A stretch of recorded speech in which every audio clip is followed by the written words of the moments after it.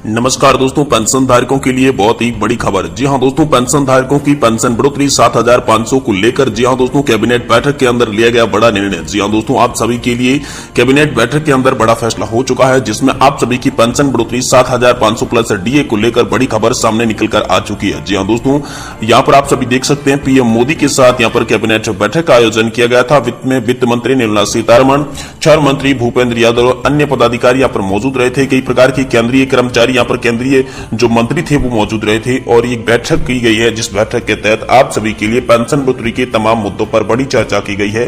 तो दोस्तों, EPS 95 pension धारकों के लिए इस समय की तीन प्रमुख बड़ी खबरें निकलकर सामने आ चुकी है। जी हाँ दोस्तों, तीनों की तीनों खबरें हम इस वीडियो के अंदर जानने वाले हैं, जिसमें आप सभी की पेंशन बढ़ोतरी 7,500 प्लस डीए को लेकर बात करेंगे। साथ ही साथ दोस्तों, एनएससी यानी कि राष्ट्रीय संघर्ष समिति नेशनल एजुकेशन कमेटी जो है उसके द्वारा बड़े आंदोलन और बड़े यहाँ पर धरना प्रदर्शन की जो तैयारी है, इसी के बीच यहाँ पर कमांडर अशोक जी रावत ने जो बड़ा ऐलान किया है उस ऐलान की भी यहाँ पर हम बात करेंगे। साथ ही साथ दोस्तों, आप सभी के लिए यहाँ पर कर्मचारी भविष्य निधि संगठन यानी कि ईपीएफओ की तरफ से एक बड़ी खबर आ रही है, जिसको भी हम इस वीडियो के अंदर जानने वाले हैं। और सरकार तथा छोटी मोटी ईपीएस 95 पेंशन से जुड़ी तमाम बड़ी अपडेट को आज की इस वीडियो में हम कवर करने वाले हैं। इसलिए अगर आप ईपीएस 95 पेंशन धारक है तो कृपया आपसे निवेदन है कि इस वीडियो को आप लास्ट तक देखें, तभी आपको पूरी जानकारी मालूम चल पाएगी। आपको पूरा पता चलेगा कि आखिर में ईपीएस 95 पेंशन धारकों के लिए क्या बड़ा यहाँ पर आदेश आ चुका है, क्या बड़ी यहाँ पर पेंशन को लेकर खुशखबरी आई है। तो दोस्तों, सबसे पहले हम जानेंगे कि आखिर में आप सभी के लिए पेंशन का भेदभाव कैसे खत्म हो चुका है और पेंशन को लेकर बैंकों को आज क्या नया आदेश दिया गया है। क्या आप सैलरी की 50% पेंशन आप सभी को दी जाएगी या फिर नहीं दी जाएगी, इसके बारे में बात करेंगे। साथ ही साथ इसके बाद हम बात करेंगे नेशनल एजुकेशन कमेटी के द्वारा किए गए बड़े आंदोलन और बड़े ऐलान के बारे में, जिसके अंदर कमांडर अशोक जी रावत ने यहाँ पर पहले ही आश्वासन दे दिया था, पहले ही आह्वान कर दिया था कि आप सभी के लिए बड़ा आंदोलन किया जाएगा पेंशन बढ़ोतरी को लेकर। इसके बारे में भी बात करेंगे। साथ ही साथ ईपीएफओ और सरकार की तरफ से जारी किए गए संयुक्त रूप के सर्कुलर के बारे में बात करेंगे, जिसमें ईपीएस 95 पेंशन धारकों को पेंशन बढ़ोतरी की राह का रास्ता मिल चुका है। जी हाँ दोस्तों, पेंशन बढ़ोतरी मिल चुकी है।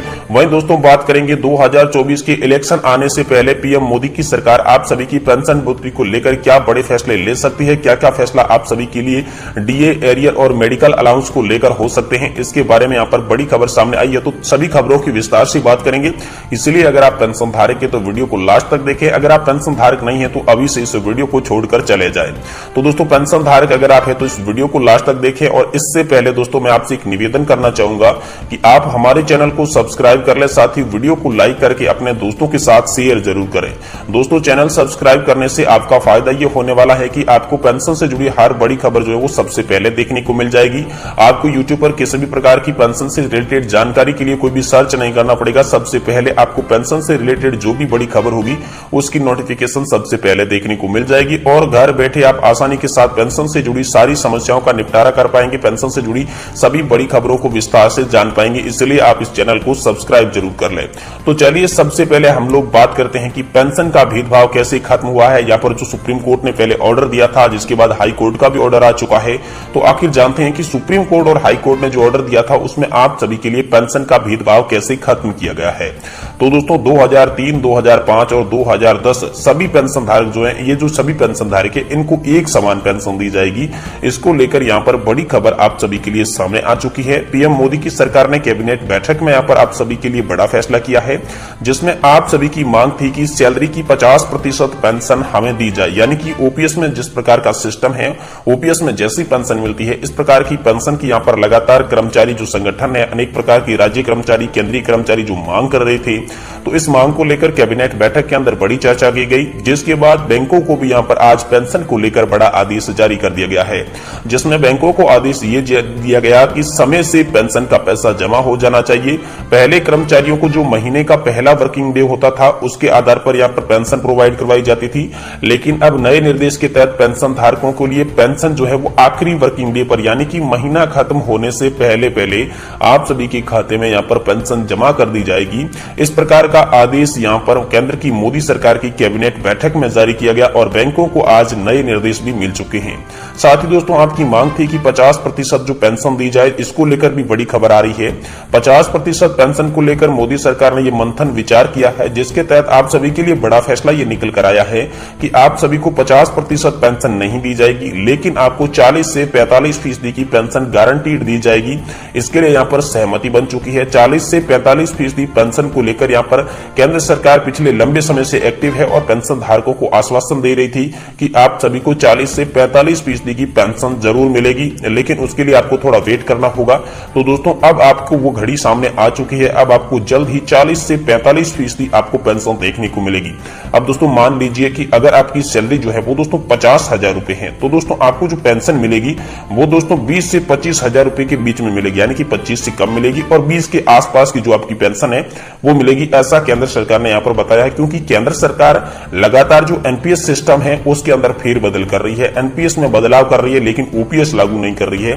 केंद्र सरकार ने ये बता रखा है कि ओपीएस जो है वो अर्थव्यवस्था के लिए खतरा है, इसलिए हम लागू नहीं कर रहे हैं, लेकिन जो एनपीएस से नई पेंशन स्कीम है उसी के अंदर लगातार हम संशोधन कर रहे हैं। संशोधन के माध्यम से आप सभी को यहाँ पर अच्छी पेंशन कैसे मिले, इसके बारे में जांचें चल रही है। जल्दी आप सभी के लिए आदेश आएगा, ऐसा यहाँ पर पहले भी केंद्र की मोदी सरकार बता चुकी है। तो दोस्तों आप सभी के लिए ये बड़ी आदेश जारी किए जा रहे हैं।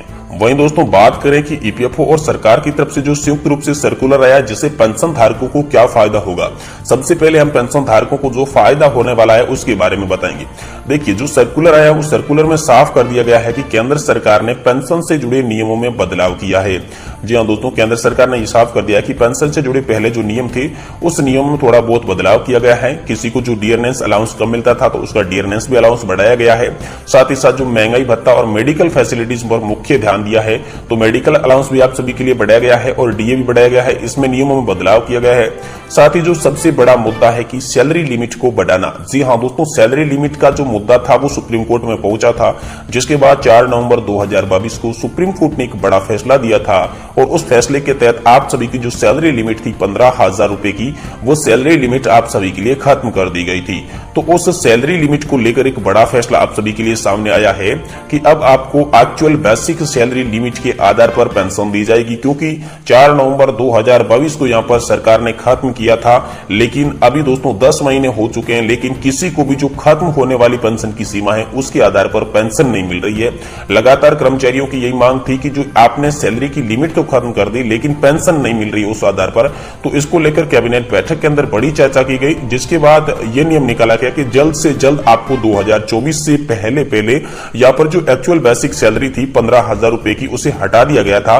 तो अब जो आपकी जो सैलरी है, जितनी भी सैलरी है आपकी, मान लीजिए 10,000, 20,000, 25,000, 30,000, चाहे कितनी भी सैलरी हो, तो उसी सैलरी के आधार पर आपको कंट्रीब्यूशन देना होगा और उसी कंट्रीब्यूशन के आधार पर आपको पेंशन मिलेगी। यानी कि अब आपकी कोई भी लिमिट नहीं है जिस लिमिट के आधार पर आप कंट्रीब्यूशन कर पाए, आपको अधिकतम इतनी पेंशन मिलेगी। ये आपकी लिमिट जो थी वो सुप्रीम कोर्ट ने खत्म कर दी थी, लेकिन अभी तक जो लिमिट की सीमा थी वो लागू नहीं हुई थी। तो इसे लागू करने को लेकर कैबिनेट बैठक के अंदर बड़ी चर्चा की गई, जिसके बाद ये नतीजा निकाला गया कि आपको जनवरी 2024 से पहले आप सभी को जो एक्चुअल में आपकी सैलरी है उसके आधार पर पेंशन का वितरण कर दिया जाएगा।